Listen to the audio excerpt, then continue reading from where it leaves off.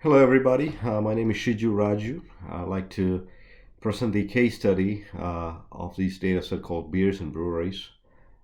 This is the data set that we analyzed for a data science course here at SMU. I worked on this project with my partner, Roger Shagugi, and I'd like to go over the results that we found while analyzing these two data sets. Okay, let's go to the next slide.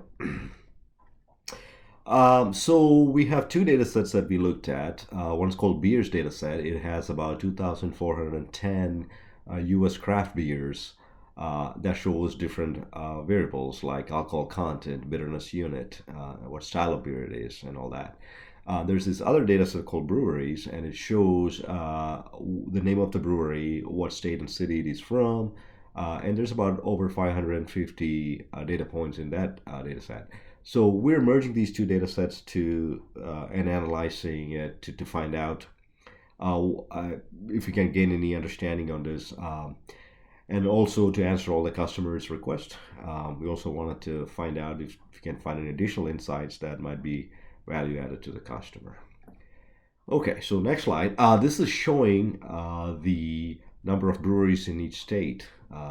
Just a quick scan of it, and we can right away tell Colorado came out to be number one with 47 craft breweries there, followed with California at 39. A quick scan of this shows that West Virginia, states like West Virginia, South Dakota, North Dakota, DC, those type of states only have one craft breweries there.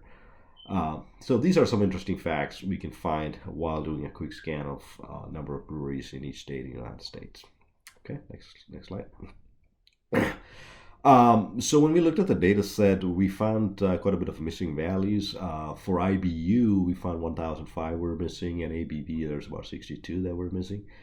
So instead of omitting those rows, what we did is we replaced those missing values with the median value of each respective variable. So IBU was, we used 35 as the median to replace all the missing values, where for alcohol content, it came out to be 5.6%.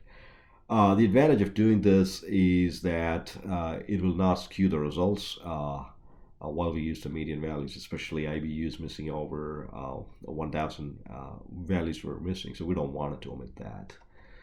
Okay, so this slide, this is showing the median ABV and IBU for each state.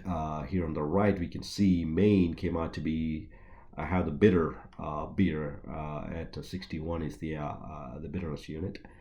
Where here Kentucky came out to be 6.25% in alcohol content as the median value.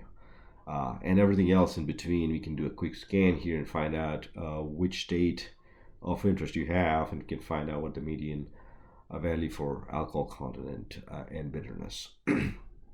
Okay, so this slide, this is showing where the maximum alcohol content fell under, and no surprise, we went to Colorado at the 12.8% alcohol content, where Oregon had 138 as the IBU value, and Oregon came out, it has the most bitter beer. Okay, next slide. So this is kind of giving us the summary of all the statistics for the alcohol content distribution. The median value, like we've seen, is 5.6%. The maximum is 12.8% that we've seen here at Colorado, and the minimum is 0.001, and everything in between. So that kind of gives you an idea of how the alcohol content is getting distributed. Okay, so now we look at trying to find out if there's any relationship between bitterness and alcohol content. So like we see here, there seems to be a positive linear relationship. As the bitterness increases, alcohol content tends to increase as well.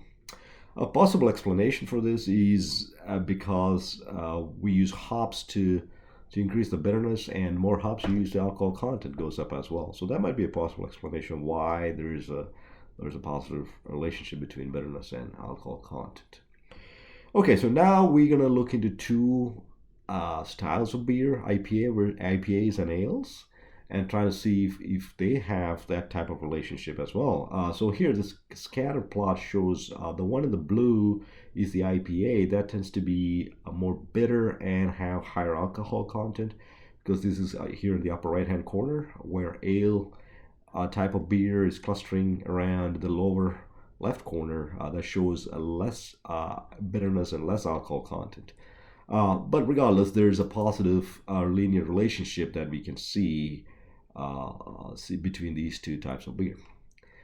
Okay, so to further investigate the relationship, we used the K&N method to classify these two types of beer.